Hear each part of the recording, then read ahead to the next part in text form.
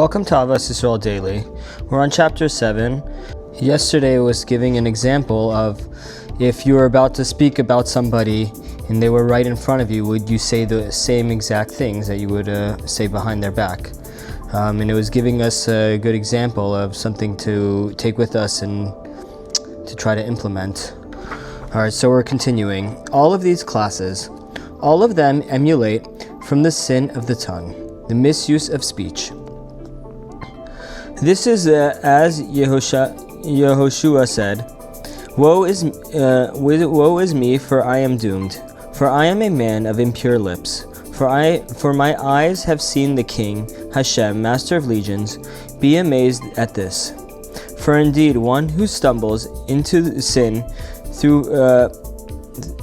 befouling his lips will not merit to greet the face of the divine presence. The prophet Yehoshua was astonished at the fact that he saw Hashem's presence, even though he had spoke badly about the Jewish people. One who speaks Lashon Hara doesn't merit to see the presence of Hashem.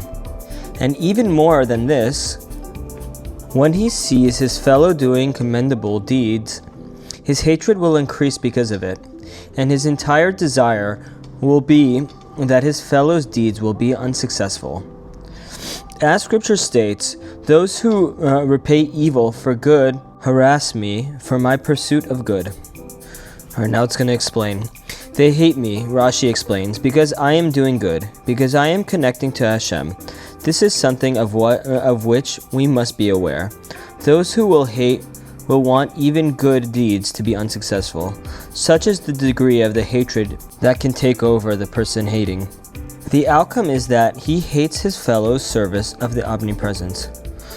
One who hates his fellow wants him to fail at everything, and ultimately, as the Beis HaLevi concludes, he hates the service of Hashem, because a hater doesn't want his fellow to be successful, even in his religious faith. This is something of which we must be aware.